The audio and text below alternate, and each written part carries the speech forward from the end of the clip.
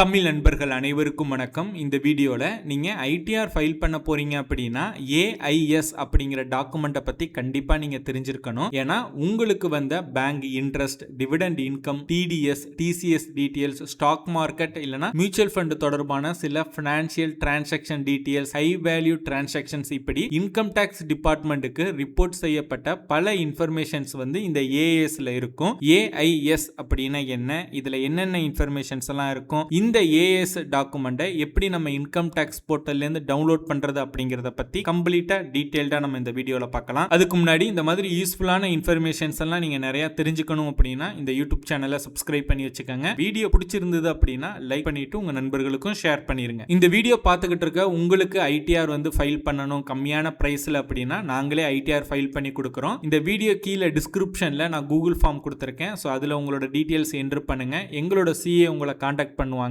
உங்களுக்கு ITR file பண்றதுக்கும் help பண்ணுவாங்க. ஏஐஎஸ் அப்படிங்கறதோட ஃபுல் ஃபார்ம் பாத்தீங்கன்னா ஆனுவல் இன்ஃபர்மேஷன் ஸ்டேட்மெண்ட். சிம்பிளா சொல்லணும் அப்படின்னா ஒரு ஃபினான்ஷியல் இயர்ல உங்களுடைய பேன் சம்பந்தமா இன்கம் டேக்ஸ் டிபார்ட்மெண்ட்டிற்கு கிடைச்சிருக்கக்கூடிய பல ஃபினான்ஷியல் இன்ஃபர்மேஷனை ஒரே இடத்துல காட்டுற ஸ்டேட்மெண்ட் தான் இந்த ஏஐஎஸ் அப்படிங்கிற ஸ்டேட்மெண்ட். இந்த ஏஐஎஸ் ஸ்டேட்மெண்ட்ல என்னென்னலாம் இருக்குன்னு பாத்தீங்க அப்படின்னா, ஒன்னு ஜெனரல் இன்ஃபர்மேஷன், உங்களோட PAN number, masked, Aadhaar, name, date of birth, mobile number, இந்த மாதிரி நம்மளோட பேசிக்ஸ் இன்ஃபர்மேஷன்ஸ் எல்லாம் இருக்கும். ரெண்டாவது ஃபினான்ஷியல் இன்ஃபர்மேஷன் இருக்கும். முக்கியமா டிடிஎஸ், டிசிஎஸ் இன்ஃபர்மேஷன் இருக்கும். உங்களோட இன்கம்ல இருந்து எப்பயாவது டிடிஎஸ் டிடக்ட் பண்ணியிருந்தாங்க அப்படின்னா அதோட டீடைல்ஸ் இருக்கும். இப்போ உதாரணத்துக்கு சேலரியில இருந்து டிடிஎஸ் டிடக்ட் பண்ணுவாங்க. பேங்க்ல எஃப்டி இன்ட்ரெஸ்ட் இருக்கு அப்படின்னா அதுக்கு டிடிஎஸ் டிடக்ட் பண்ணுவாங்க. இந்த மாதிரியான டீடைல்ஸ் எல்லாம் இருக்கும். எஸ்எஃப்டி இன்ஃபர்மேஷன், அதாவது ஸ்டேட்மெண்ட் ஆஃப் ஃபினான்ஷியல் டிரான்சாக்ஷன்ஸ் அப்படின்னு சொல்லுவாங்க. பேங்க்ஸ், மியூச்சுவல் ஃபண்ட் கம்பெனிஸ், இந்த stock broker, reporting entities, income tax டிபார்ட்மெண்ட்டுக்கு ரிப்போர்ட் செய்யற சில சர்டன் டிரான்சாக்ஷன்ஸ்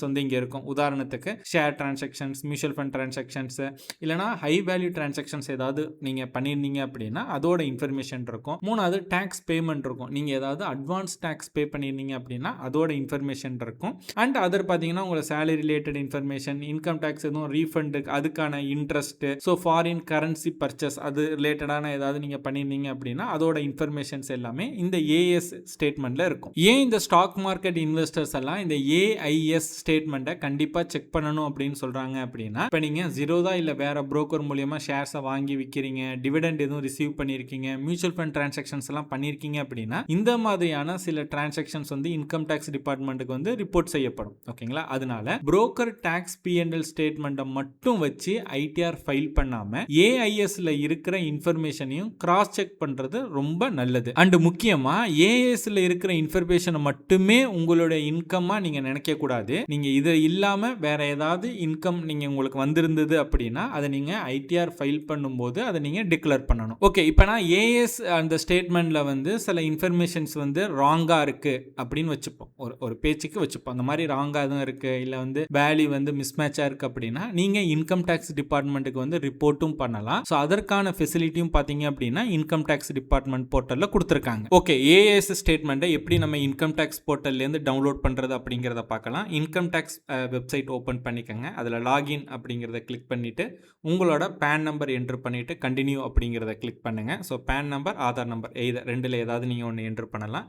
என்ட்ரு பண்ணிவிட்டு கன்ஃபார்ம் கொடுத்துட்டு கீழே பாஸ்வேர்ட், நீங்கள் ஆல்ரெடி இன்கம் டேக்ஸ் போர்ட்டலில் உங்களுக்கான யூசர் ஐடி நீங்கள் லாகின் ஐடி ஜென்ரேட் பண்ணி வச்சுருக்கணும். ஓகேங்களா? அப்போ தான் இந்த பாஸ்வேர்ட் செட் பண்ணியிருக்க முடியும். பாஸ்வேர்ட் என்ட்ரு பண்ணிவிட்டு நான் என்ன பண்ணேன்னா என்னோட ஆதார் நம்பர் ஓடிபி வச்சு நான் வெரிஃபை பண்ணி நான் உள்ளே போகிறேன். ஓகேங்களா? ஸோ ஜென்ரேட் ஆதார் ஓடிபி அப்படிங்கிறத கிளிக் பண்ணிவிட்டு ஆதார் ரெஜிஸ்டர் மொபைல் நம்பருக்கு ஓடிபி வரும். ஸோ அந்த ஓடிபியை என்ட்ரு பண்ணிவிட்டு கீழே லாகின் அப்படின்னுங்கிறத கிளிக் பண்ணுங்க. ஸோ நீங்கள் இன்கம் டேக்ஸ் போர்ட்டலில் நம்ம லாகின் பண்ணிடலாம். ஓகேங்களா? ஸோ இதெல்லாம் சிம்பிள் ப்ராசஸ் தான். ஸோ ஒன்ஸ் நீங்கள் லாகின் பண்ணிட்டீங்க அப்படின்னா மேலேயே இன்கம் டேக்ஸ் போர்ட்டலில் ஏஐஎஸ் அப்படின்னு மேலேயே இருக்கும். ஓகேங்களா? 5வது ஆப்ஷனாக இருக்கும். ஸோ அந்த ஏஎஸ் அப்படிங்கிறத கிளிக் பண்ணுங்கள். கிளிக் பண்ணோடனே இன்னொரு நியூ டேப் ஓப்பன் ஆகும். ஸோ அங்கே பார்த்தீங்க அப்படின்னா டவுன்லோட் ஏஎஸ் அப்படின்னு சொல்லிட்டு ரைட் சைட் கார்னரில் கொடுத்துருப்பாங்க. ஜஸ்ட் அதை கிளிக் பண்ணிங்கன்னா ஆனுவல் இன்ஃபர்மேஷன் ஸ்டேட்மெண்ட் பிடிஎஃப் ஃபைலாகவும் இருக்கும், ஜேசான் ஃபைலாகவும் இருக்கும்.